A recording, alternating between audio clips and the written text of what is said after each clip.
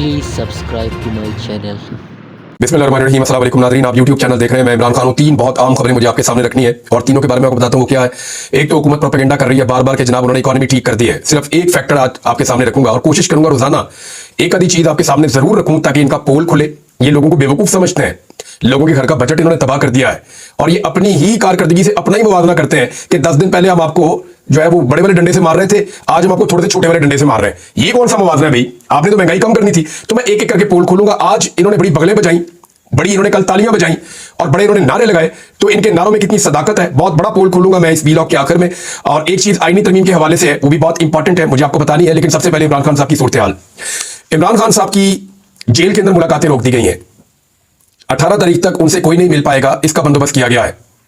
अब 18 तारीख तक क्यों नहीं मिल पाएगा वो मैं आपको बाद में बताता हूं, नेक्स्ट स्टोरी इसके ऊपर है।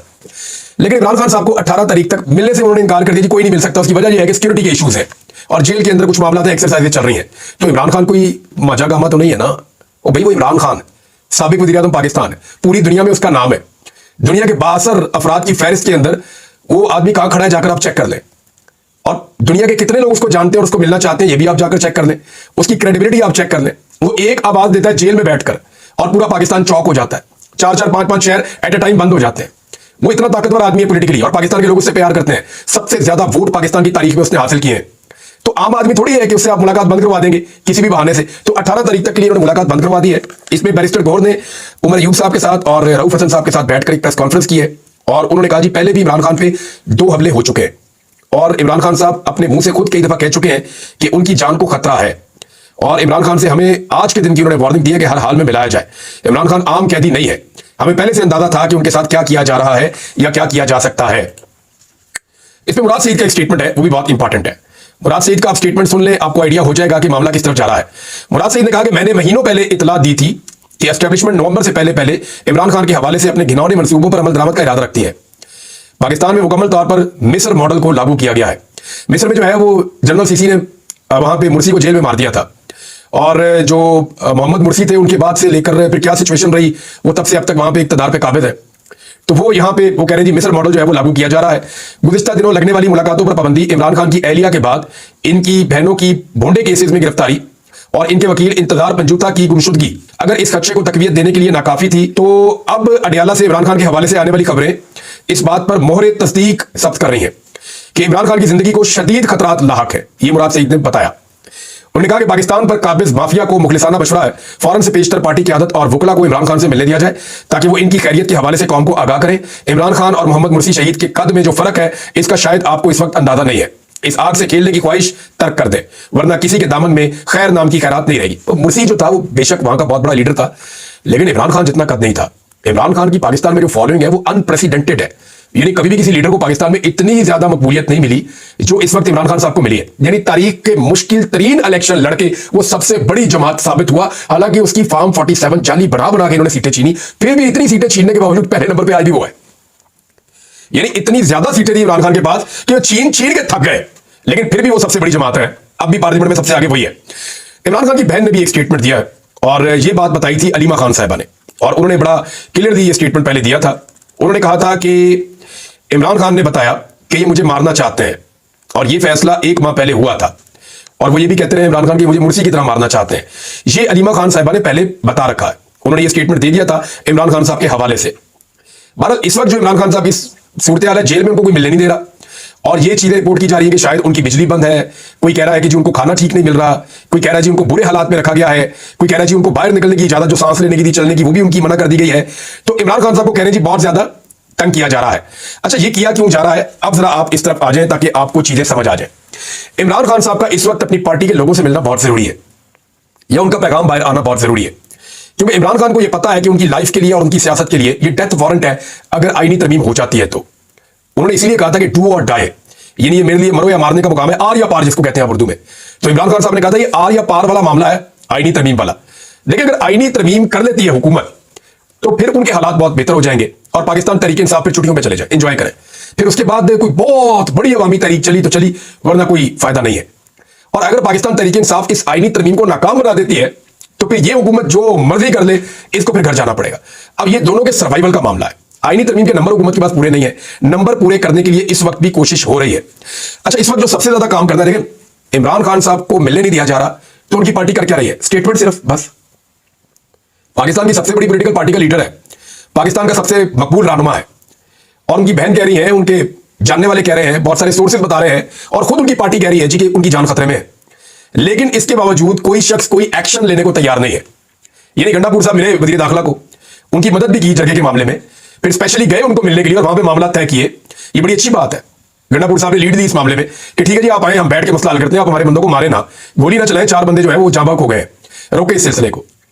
तो पाकिस्तान तहरीक इंसाफ का भी प्रेशर बहुत था गंडापुर पे, और उसके बाद जो है गंडापुर साहब ने ये मीटिंग की, मैंडेट लिया, फिर गए जाके उनसे मीटिंग की और मामला तय किया। अब वहां पे जो है वो पश्तून कौमी जगह होगा, और हुकूमत ने अपनी चीजें रख दी है कि ये चीजें हैं, इनके मुताबिक आप इसको कर लें। उस पर हम कल बात करेंगे जैसे जैसे वो मामला आगे बढ़ेगा। लेकिन क्या पाकिस्तान तहरीक इंसाफ की क़यादत कोई अमली तौर पे इकदाम कर रही है, कोई कदम उठा रही है इमरान खान साहब की जबरी तौर पे जो उनको बिल्कुल तनहा कर दिया गया है, इस मामले में पाकिस्तान तहरीक इंसाफ कोई कदम उठा रही है? तो जवाब है नहीं उठा रही। देखिए यार, रिस्पॉन्सिबिलिटी सबसे ज्यादा अली अमीन गंडापुर साहब की बनती है। वो इसलिए बनती है कि गंडापुर साहब लोगों को लेकर गए थे इस्लामाबाद, इस्लामाबाद में चीजें मिसमैनेज हो गई, और उनके लिए लोग गंडापुर साहब को भी रिस्पॉन्सिबल समझते हैं कि ना वो अपने लोगों से दूर जाते, ना वो अपने काफिले को तनहा छोड़ते, और ना ये सिचुएशन बनती। अब तो मोहसिन नकवी खुलकर दावा कर रहे हैं और सामने आकर दावा कर रहे हैं खैबर पख्तूनख्वा की गवर्नमेंट के सामने खड़े होकर कि जनाब ये तो कभी डी चौक आए ही नहीं, और ये वहां के रिपोर्टर भी कहते हैं डी चौक नहीं आए, ये दूसरी तरफ से गए थे।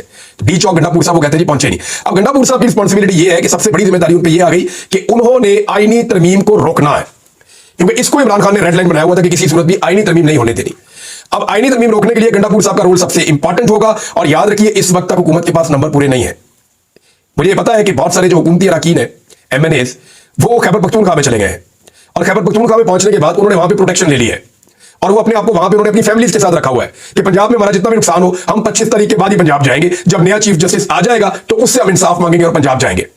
काजी साहब से उनको उम्मीद नहीं है। अब बेशतर लोग जो खैबर पख्तूनख्वा पहुंच गए, तो रिस्पॉन्सिबिलिटी किसकी है? फिर खैबर पख्तूनख्वा की गवर्नमेंट की है कि उनको यहां पे प्रोटेक्शन दी जाए। चंद लोग जो पंजाब में मौजूद हैं, उनमें एक दो के बारे में मैं आपको बता देता हूं।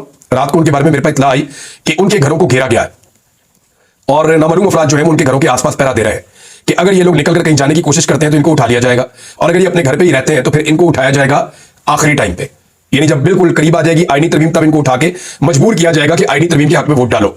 अब अगर लोगों को पहुंचा भी दिया गया ना, तो एक तो रेट बहुत बढ़ गया है। रेट बढ़ते बढ़ते, यानी मैं एक वीलॉग करता हूं तो अगले वीलॉग में जो रिपोर्ट आती है वो उससे भी बढ़ के आती है। पता चल रहा है कि रेट जो है वो तारीखी नौयत का हो गया, और अब तो कुछ एमएनए ये क्लेम कर रहे हैं कि 80 करोड़ से 100 करोड़ तक दिया जा रहा है एक एमएनए को और एक सेनेटर को कि जनाब आप टूट जाए और आकर आप आईनी तरमीम के हक में वोट डाल दें। तो हुकूमत की जो इस पर नई हिकमत अमली है वो मैं आपके साथ बता देता हूं। एक तो आवाम में कुछ बददिली भी है, बेचैनी भी है, और वो इसीलिए है कि जो कुछ भी इस्लामाबाद में डी चौक में हुआ, और जो अली अमीन गंडापुर साहब के साथ 1 महीने में 2 मरतबा हुआ, और उन्होंने 2 मरतबा पर्दा डाल दिया, जो कुछ भी उनके साथ हुआ, तो ऐसी सूरत में कारकुनों के अंदर एक बददिली और बेचैनी तो है। लेकिन आज बहुत बड़ा इम्तिहान भी है पाकिस्तान तहरीक इंसाफ का कि क्या पाकिस्तान तहरीक इंसाफ साहिवाल में और मुल्तान में बड़ा एहतजाज कर पाएगी। इन दोनों डिवीजन के अंदर जो पाकिस्तान तहरीक इंसाफ है उन्होंने अनाउंसमेंट की हुई है क्या एहतजाज करना। अब ये दोनों डिवीजन में एक एक मुबैना लोटा मैं इसलिए कह रहा हूं कि उन्होंने अभी तक स्टेटमेंट नहीं दिया, लेकिन उनकी पार्टी ये कह रही है कि 2 बंदे हमसे निकल गए हुए वाले, 3 बंदे टोटल, लेकिन 2 ये वाले हैं। इनमें एक ज़हूर कुरैशी साहब है जो शाह महमूद कुरैशी साहब के रिश्तेदार भी हैं, और उनके बारे में पार्टी कह रही है जी हमारा राब्ता नहीं होता उनसे और वो काबू नहीं आ रहे। और दूसरे जो है वो उस्मान चौधरी साहब है जो पहली मरतबा एमएनए बने और साहिवाल से वो है। तो इन दोनों जगह पे एहतजाज हो रहा है, तो काफी प्रेशर पब्लिक का आएगा, और हो सकता है इन दोनों में से कोई पब्लिक के साथ खड़ा हो जाए और वो ये कहे कि नहीं जी मैं इमरान खान के साथ खड़ा हूं और मुझे आइंदा भी इलेक्शन लड़ाएं, आइंदा भी इलेक्शन जिताएं। क्योंकि देखें उस्मान चौधरी को तो ये कहा गया कि अगली दफा तो पीटीआई ने तुम्हें टिकट देना ही नहीं है और तुम्हारे चचा को टिकट मिलेगा, तो इसलिए तुम एक ही दफा एमएनए बने हो, तो जो तुमने कमाना है, जो तुमने करना है वो कर लो। हालांकि वो ठीक ठाक मालदार आदमी है, लेकिन मुझे नहीं समझ आ रही कि अभी तक वो पाकिस्तान तहरीक इंसाफ को किस बात पे चक्कर लगवा रहे हैं। लेकिन ये रिस्पॉन्सिबिलिटी जो सारी की सारी होगी ना, एक तो आज के दिन का एहतजाज तय करेगा कि पब्लिक कहां खड़ी है और कितने जोरदार तरीके से निकलती है, और क्या लोगों को जो मायूसी की बातें हो रही थी उनसे मायूसी हुई है या आज भी वो निकलते हैं। दूसरा, इमरान खान साहब की सेहत के हवाले से जो तशवीशनाक खबरें पाकिस्तान तहरीक इंसाफ बता रही है, इसमें लोगों में भी एक बेचैनी पैदा हो रही है, तो उसके रद्देमल के तौर पे भी लोग निकल सकते हैं, बाहर आ सकते हैं। एक आदमी जो कोशिश कर रहा था कि इमरान खान साहब से मुलाकात हो जाए, उनका नाम था इंतजार हुसैन पंजू था, और वो आदमी पूरा जोर लगाकर कोशिश कर रहा था। मेरी उनके अगवा होने से एक दिन पहले बात हुई और वो ज्यादा टाइम यही बात करते रहे कि इमरान खान को मिलेंगे तो समझ आएगी, इमरान खान को मिलेंगे तो वो बताएंगे। जो इससे पहले उन्होंने बताया था, मैंने कैटेगोरिकली अपनी पार्टी को बता दिया था, लेकिन हम इमरान खान साहब से मिलने का वेट कर रहे हैं, और वो पूरी कोशिश कर रहे थे, तो उन्हें अगवा कर दिया गया। अब वो लापता है जबरी तौर पर, उनका पता ही कोई नहीं। पुलिस ने अपनी मुद्दत में मुकदमा दर्ज कर दिया है, और वकला जो है वो हाथ पे हाथ रखकर बैठे हुए हैं, एक के बाद एक वकील उठाया जाता है और वकला इसके ऊपर तवज्जो नहीं देते। अच्छा, ये जो है ना वकील अपनी ताकत को कम कर रहे हैं। अपनी कमजोरी जो है उसको मैदान में रख रहे हैं कि जो मर्जी आए उनके साथ जो मर्जी करे, क्योंकि अभी एक खास जमात के बुगला को मार पड़ रही है, कल दूसरी जमात की पड़ेगी, परसों तीसरी सोच वालों को पड़ेगी। तो इस तरह अकेले अकेले होकर मार खाएंगे। गंडापुर की जिम्मेदारी बहुत बढ़ जाती है क्योंकि ये सारा मलबा उन पर पड़ता है और उन्हें अब इस सारी सूरत हाल में फ्रंट फुट पे आना पड़ेगा। उन्होंने ये स्टेटमेंट दिया था गंडापुर ने कि जनाब मैं दोबारा आऊंगा और मैं फिर आऊंगा। तो आइन के ऊपर हमला रोकना है और अदलिया के ऊपर अटैक रोकना है, अदलिया को इनके कंट्रोल में नहीं जाने देना। तो ये दो चीजें करने के लिए गंडापुर साहब को शायद अगर इमरान खान साहब से मुलाकात नहीं भी होती तो दोबारा डी चौक इस्लामाबाद जाना पड़ेगा आईनी तरमीम को रोकने के लिए। अब एक और खबर जो मैंने आपको शुरू में कहा था कि मैं आपको जरूर बताऊंगा, जरा ये आप अपने सामने रख लें कि हुकूमत ने दावा किया कि 5 पावर प्लांट्स जो हैं वो बंद कर दिए गए हैं और इससे 411 अरब रुपए बच जाएंगे। तो जनाब ये चिट्टा झूठ है। मामला यह है कि ये प्लांट बहुत पुराने थे, इनमें ज्यादा प्लांट जो है वो 1994 में जो पॉलिसी बनी थी उसके तहत लगाए गए थे। कोई एक आधा प्लांट ऐसा है जो 2001 की जो पॉलिसी बनी थी उसमें लगाया गया था। तो ये टोटल 5 प्लांट है। तो इन 5 प्लांटों के बारे में कहते हैं जी 411 अरब रुपए बचेंगे, तो झूठ बोलते हैं। ये 70 से 80 अरब रुपए की सालाना बचत पाकिस्तान को होगी, जो कैपेसिटी पेमेंट का 2% बनता है। यानी पाकिस्तानियों को अगर 100 रुपए आ रहा था ना तो 98 रुपए आएगा, और वो भी 98 रुपए कहां आएगा जी, कोई और टैक्स लगा देंगे आपके ऊपर। तो अवाम को इससे कोई फायदा नहीं होने जा रहा। ये जो कह रहे हैं ना बिजली सस्ती करेंगे, कोई टाइमलाइन नहीं दे रही है, ये सब झूठ बोल रहे हैं क्योंकि इन्होंने महंगे मंसूबे लगाए हैं। और मैं आपको एक और चीज बताता हूं, ये कह रहे हैं ना हमने ये 5 प्लांट बंद कर दिए हैं और ये हमारी बहुत बड़ी कामयाबी है। तो मैं आपको बता देता हूं, ये जो 5 प्लांट है ये वैसे ही बंद हो रहे थे, इनका टाइम ही पूरा हो गया था, बल्कि इनको एक्सटेंशन भी दी गई थी। इनमें से कुछ ऐसे हैं जिनको एक्सटेंशन भी दी गई थी और कुछ को हाल ही में एक्सटेंशन दी गई है। ये झूठ बोलते हैं आपके साथ, और ये प्लांट वैसे ही बंद हो रहे थे। अब इन प्लांटों को पैसा कितना दिया है, सिर्फ एक प्लांट के बारे में आपको बताऊंगा ना तो आपकी तबीयत हरी हो जाएगी, आपको समझ आ जाएगी कि आपके साथ हुआ क्या। आपको वाला जो प्लांट है जो आप कह रहे हैं बंद हो गया, इसको पिछले 1 साल में इसने 1 यूनिट बिजली भी पैदा नहीं की। आपको पावर प्लांट ने, और मैं special thanks to Aamir Mateen साहब सीनियर जर्नलिस्ट हैं, उन्होंने ये तहकीक पहले की है और उनको उनका क्रेडिट देना चाहिए। उन्होंने इसका आगाज किया था, फिर मैंने इसको बाद में स्टडी किया और ये उनकी खबर है। आपको ने पिछले 1 साल में 1 यूनिट भी बिजली पैदा नहीं की और कौन से उन्होंने लिए हैं 24 अरब रुपया 1 साल में। और पिछले 10 साल में बहुत थोड़ी बिजली पैदा करके इन्होंने जो कैपेसिटी पेमेंटों की बद में पैसा लिया है वो 205 अरब रुपए इन्होंने लिए पाकिस्तानियों से। 205 अरब रुपए इतना इन्होंने लूटा इस मुल्क को। अब ये एहसान जता रहे हैं जब इनका टाइम खत्म हो गया, इनका टाइम खत्म हो गया तो बंद करके अब ये नाच रहे हैं, छलांगे मारने के जनाब उन्होंने बहुत बड़ी कामयाबी की है। इसमें जो लाल पीर प्लांट है ना, ये भी बहुत पैसा कमा गया। इसके बारे में ये मशहूर है कि इसमें ख्वाजा आसिफ साहब के भी कोई शेयर बताए जाते हैं कि इसके अंदर मौजूद है। महाराज जो लाल पीर प्लांट है 1997 में आया था और इसको 2003 में लाइसेंस मिला था और 1994 के हिसाब से इसको जो है वो बनाया गया था। जो ब्यूरोक्रेट है वो कोई गेम डाल देते हैं।